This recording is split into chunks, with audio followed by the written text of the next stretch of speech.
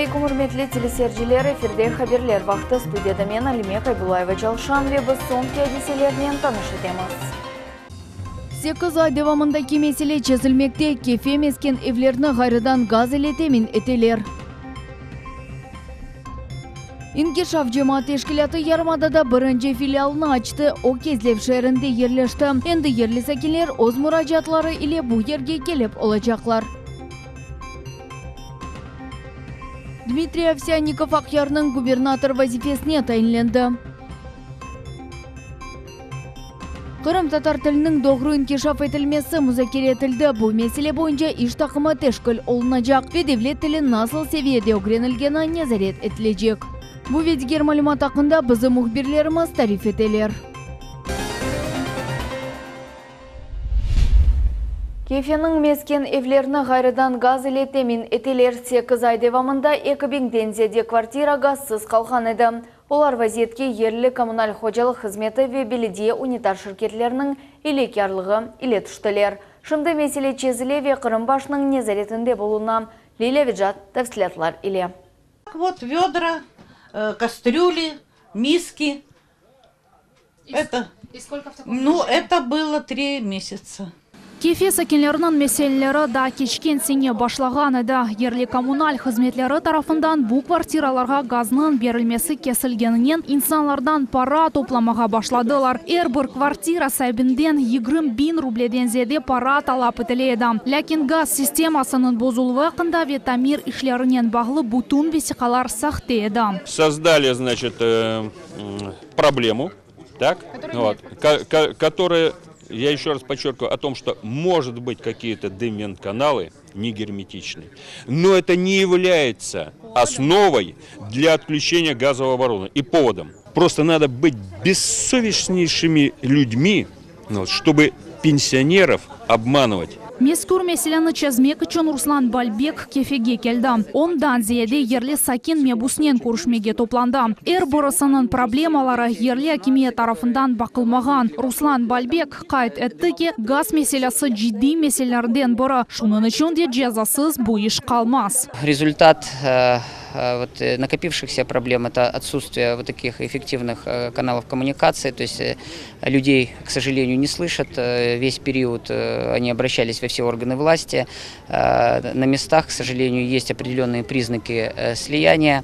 Естественно, эта информация вся будет доведена до правоохранительных органов. Поэтому по всем этим вопросам будет, я думаю, проверка. Я обращусь и в Генеральную прокуратуру, в прокуратуру Республики Крым. Возьму вопросы на контроль. Бүгінгі күнде газ ішлеріні алып барған қызмет хадимлері эпысы квартираларыны бақып чықтылар. Тешкіру вақытында 2000 зияде квартирада газ жоқ етті. Шымдесе бұл меселе Руслан Бальбекнің ве Жұмхурет башы Сергей Аксеновның незареті Подключение к газоснабжению будет осуществляться не за счет жителей, а за счет управления по эксплуатации газового хозяйства города Феодосии. Пример общей работы власти Руслан Исмаилович показал тем, что не только услышал проблему, не только тем, что ее сразу решил. Он также сегодня приехал в город Феодосия, чтобы увидеть, что проблема действительно разрешена. Ерлі сәкелер мұражат еткеннен Девлет Думасының мебусы тешкіру фишлеріні планлаштырды. Руслан Бальбек генераль прокуратурасына мұражат етмесіне вады етті. Оның қайт еткеніне көре 2000 зеде квартира сәплеріні буалға кетірген инсанлар жезаланмақ керек. Спасибо вашей маме, что она такого родила сына. Согласна, вы знаете, в моей жизни это вот второй случай, когда человек с 3 слов понимает проблему и принимает решение. Газнен бағла қибетлері 2 hafta devamında yok etilmesi көзде тұтыла. Әрекетшілер жемат тәшкілатының яратмасыны планлаштыралар. Лилия Виджат, Иван Евдокимов, Миллет үшін. Дмитрий Овсянников Ақярның губернатор вазифесіне тайынленді. Бүгін Луначарского адына театрында тантаналы мерасим өткерілді. Яңы губернаторны хайырламаға Женюби федераль округы бойынша Русия Федерация президентінің векелетлі темсілжісі Владимир Устинов келді. Оның фікіріне көре Ақяр бұйық сессий емиетіні ташый. Тедбірде Қырымбашы Сергей Аксенов да болынды. Обу әдесе чоқ вақытқа қадар қатырланacağақ қайды етті. В Севастополе это впервые, выборы проходят, и на самом деле, я думаю, что для многих это, наверное, уникальное такое событие, которое запомнят люди надолго. Желаю вам, конечно, успеха в вашей непростой работе. Уверен, что развитие Крыма и Севастополя возможно только при плотном взаимодействии, при синхронизации действий друг с другом. Со своей стороны такое взаимодействие в полном объеме обещаю. У нас с вами есть все возможности для того, чтобы решить все задачи, которых от нас ждут крымчане и севастопольцы. У нас в первую очередь есть поддержка нашего президента Владимира Владимировича Путина, есть поддержка всей страны, огромной России, есть желание самих крымчан и севастопольцев изменить ситуацию к лучшему.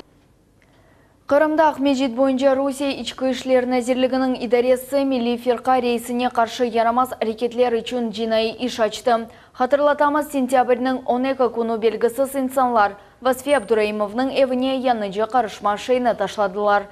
Нәтижеде бір кімсе зарарланмады. Янгыны ерлі сәкенлер сондырды. Шымды тақиқат ішлер кечірлі.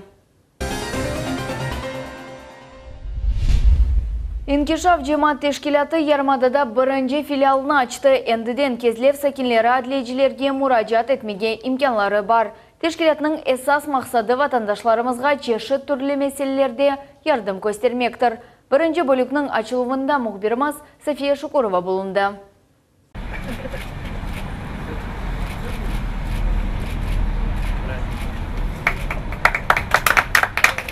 Кезлев сәкенлері ичтимаи тәшкилат насыл ишлерінен оғрашқаныны яқшы біле. Мұнда ось мәселелерінен әрбір инсан мұражатнен бұлынмақ мүмкін. Ерлі сәкенсет яху бей эмин. Инкишаф акимиет ве инсанлар арасында мұйым ерні алған алқасыдыр. Бүгін бұл инкишаф бөлімінің кезлевде ашылышы біз үшін әбетті бек бір кереклі, зарур бұл мәселеде, яғни біздің проблемаларымыздың бақачақ бұл орган. Бұл бек кереклі ішеді. Алла ішлеріне оң кесін, Алла ярдым етсін. Инкишаф тәшкилаты 6 ел девамында мувафақиет иле генчлік, спорт ве хайрие лейхаларны өмірге кечіре. Тәшкилатның азалары ярымада сәкенлеріне ичтимаи иқтисади ве яшайыш мәселелерде ярдым көстерелер. Евпатория это давно назревала, так как Евпатория очень близко находится к САКам. Все, которые мероприятия проходят в Евпатории, Инкишаф принимал активное участие в этих мероприятиях. Я думаю, мы теперь еще больше усилий будем принимать для помощи населению. Есть вопросы, которые решение их на местном уровне невозможно, поэтому наша организация, она и лидер организации Скендер Белялов, поскольку он является еще и членом Совета при президенте РФ по межнациональным отношениям, он сегодня эти вопросы аккумулирует, озвучивает на различных уровнях власти и требует решения этих вопросов. Кезлевде инкишаф ичтимаи Крым татар жемиет бөлікнің дребері вазифесіне Эльдар Ибрагимов тайынленді. В городе Евпатории очень много проблем у нашего народа, которые необходимо систематизировать и решить. И вот именно эта организация, общество крымских татар Инкишаф, она призвана решать эти проблемы. Келечек вақыт инкишаф тәшкилатының бөлік açылуы бүтін Крымда планлаштырыла. Кезлев бөлігінде әрсалы ве жұма ақшамы күнлерінде мутахассислар инсанларны чешет мәселелер бойынша қабыл етежеклер. Айнын сонки жұма әртесі күні қабылыны инкишаф тәшкилатының президенті Скендер Белялов кечірежек. София Шукурова, Асан Дивадинов, Миллет үшін. Бүгін Қырым Муандислік педагогика университетінде Қырым татар тілінің инкишафын насыл олмасақта музакире еттілер. Көршу в Русия президенті өкінде тешкіл олынған милетлер арабы насибетлері бойынша шура азасы Скендер Беляловның тешебюсі иле өткерілді. Қырым башы Сергей Аксенов бұл меселені огренмек үшін іш тақымның тешкіл етмеге авали етті. Бұл суаллер оның шахси незарет алтында. Мы должны развивать, обсуждать и притворять в жизнь. Это один из моментов, чтобы мой ребенок или чей ребенок, все крымские татары имели возможность не факультативно изучать крымско-татарский язык. Поступил ряд предложений, достаточно, на мой взгляд, рациональных, конструктивных. Я думаю, что все это будет в ближайшее время рассмотрено на общественных слушаниях с учетом тех рекомендаций, которые были представлены нашими коллегами.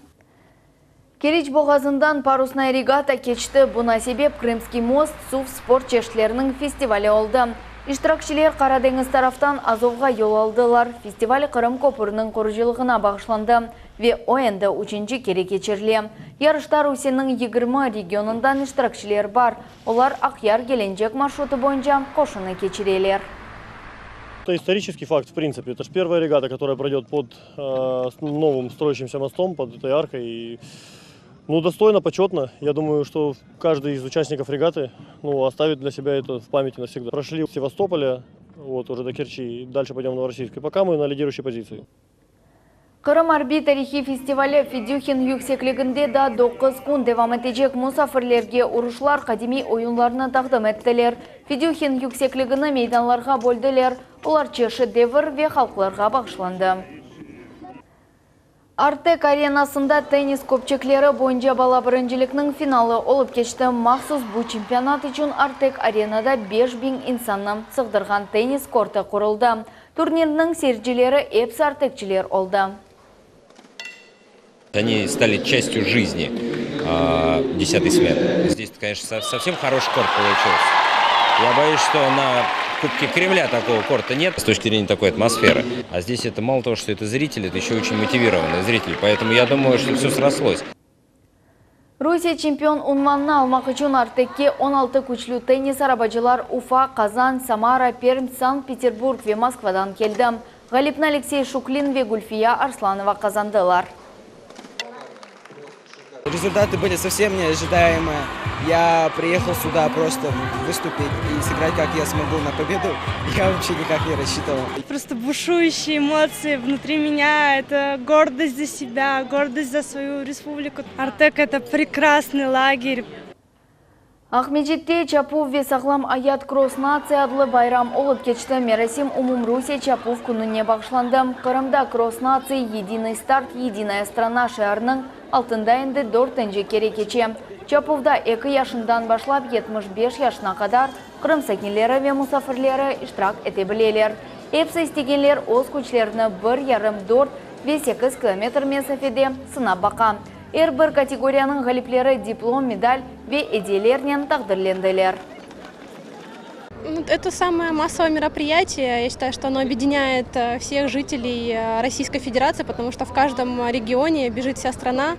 И это показывает, насколько мы относимся к спорту и как это пропагандирует здоровый образ жизни.